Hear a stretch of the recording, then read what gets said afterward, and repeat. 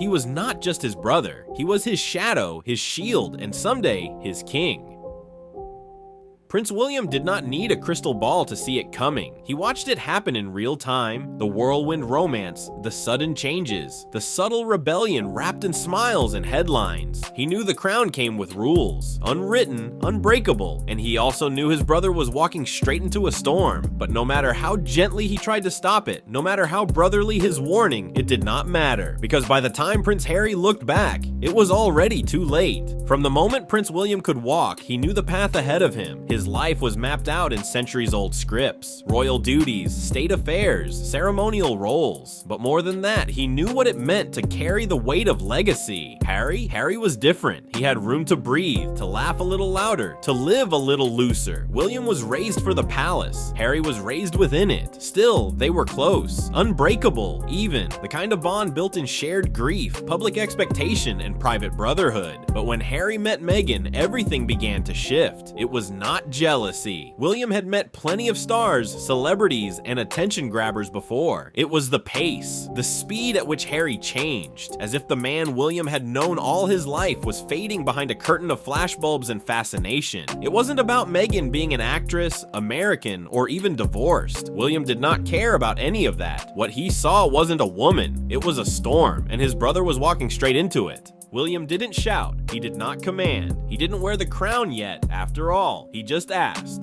"Slow down," he urged Harry. "Get to know her. Really know her." It was not a warning delivered from a throne. It was a plea whispered from one brother to another. But Harry did not take it that way. Maybe he felt judged. Maybe he felt underestimated. Or maybe he had already decided that anyone who did not fully support his choice was standing in his way. And that conversation, so small, so simple, was the crack that splintered everything. From that moment forward, the bond between them was no longer unbreakable. Something shifted. They smiled in public, stood shoulder to shoulder at events, but behind the curtain, distance crept in, a quiet, growing rift that no royal portrait could hide. Meghan had not driven a wedge between them. Harry had chosen a different path, one paved not by duty and legacy, but by love, or what he believed was love. And William, watching it all unfold, wasn't angry. He was afraid that his brother was not just leaving the family, he was leaving himself behind. Meghan Markle did not stumble into the royal family by accident. She was not a naive outsider swept off her feet by a fairy tale prince. She was smart, she was confident, and above all, she was prepared. She brought something no one in the palace had seen before, ambition wrapped in elegance. At first it was subtle, ignoring traditional dress codes, skipping royal protocol, brushing off long-standing aides who did not get it. Small things easily dismissed, but they piled up. Behind the polished smiles and camera flashes, the energy was different, louder, faster, harder to manage. Meghan was not content to blend in. She had presence, and the media could not get enough of her. But neither, it seemed, could she. Palace insiders began to whisper. This was not just a duchess learning the ropes. This was someone rewriting the rules entirely. Meghan wasn't molding herself to fit the royal family. She was reshaping the royal family to fit her.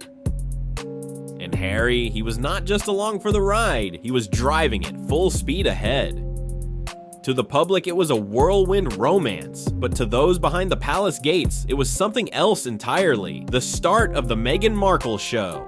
Tradition does not scream when it is under attack. It whispers, quiet exits, tense silences, resignations no one explains. Inside Buckingham Palace, it started to feel less like a monarchy and more like a media circus. Aides began to leave. Some quit, some were pushed, others just vanished, exhausted and ignored. And with each departure, another story leaked. Arguments about flower girl dresses, blowouts over seating charts, passive-aggressive emails turning into full-blown feuds. But it was not about the details, it was the atmosphere. The palace, once a machine of stoic grace and centuries-old discipline, suddenly felt unstable. The royal family had always been a fortress, quiet, controlled, restrained. Meghan brought California sunshine, Hollywood sparkle, and a lightning storm of headlines. Some adored her, others saw a spotlight-hungry outsider pulling one of their own further and further away. In public, the smiles remained. baby announcements, charity events, official portraits. But behind closed doors, it was chaos. Not loud, explosive chaos, but something worse. Quiet, consistent, reputation-shaking unrest. And William? He wasn't panicking. He was watching and waiting because he knew the monarchy had survived wars, divorces, and scandals. But he'd never seen anything like this before. And this time, the threat wasn't coming from the outside.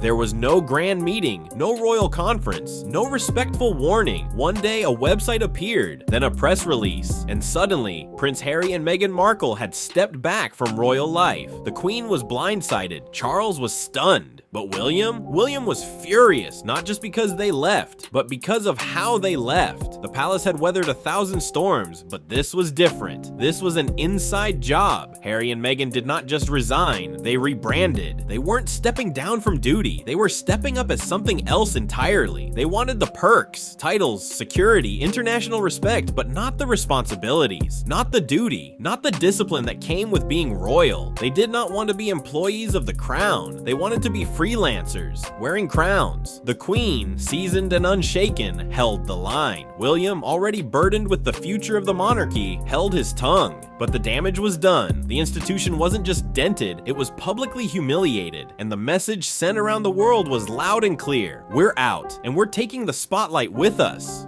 They did not waste a second. Within months, Harry and Meghan went from palace gates to red carpets, from royal duties to Hollywood deals, the Oprah interview, the Netflix documentaries, the podcasts, the headlines that screamed victimhood and betrayal, and always the same message. The crown was cruel, the family was toxic, we were wronged. But for those who knew them, the aides, the friends, even family, it didn't quite add up. Were there flaws in the institution? Of course. But this was not a quiet separation. This was a televised takedown, carefully staged, perfectly lit. Harry, once the bold, laughing prince who joked with soldiers and danced with children, now looked like a man reading lines. His charm muted, his spark dimmed, his words rehearsed. Friends whispered he had changed, that he missed home, maybe even regretted it all. But if he did, he never showed it, not in public, because now Harry was not a prince in service to the crown. He was a brand in service to a message. And Meghan, she wasn't just beside him, she was leading the way. William did not explode. He didn't fight back in interviews. He did not leak stories to the press. He just stepped back, not because he did not care, but because he cared too much. This was not about losing a working royal. This was about losing a brother, a best friend, a partner in grief and legacy. They had walked behind their mother's coffin together. They had carried each other through the darkest hours of their lives. And now, they barely spoke. William tried. Quiet invitations, private messages, no cameras, no press, just olive branches extended in silence. But Harry rarely responded, and when he did, it was not the same Harry. The trust was gone. Too many moments had been shared publicly. Too many personal stories twisted into headlines. Too much had been recorded, literally. William was not angry anymore. He was disappointed. The kind of disappointment that sits in your chest and does not move. The kind that does not scream, it just aches. He did not lose his brother to war or accident. He lost him to pride, not to a cause, but to a person. Meghan thrived in America. Panels, power meetings, branding deals, a new life, curated and camera ready. She had traded Buckingham for boardrooms, state dinners for studio sessions, and everything looked perfect on the outside. But cracks were forming. Former colleagues began speaking out. Palace aides confirmed rumors long dismissed. Even old friends faded into silence. The once sympathetic narrative of a woman wronged by the system began to feel rehearsed, overused, played too many times. Audiences started asking harder questions. Why so many feuds? Why so many exits? Why, despite walking away, did the spotlight never fade? Because the truth was, Meghan never really left the stage. She just changed the script. And Harry, in trying to shield her from the pressures of royalty, had unknowingly handed her a bigger platform. One with no rules, no duty, no consequences, just power, personal influence, total control. The crown had limits, but a brand could go anywhere.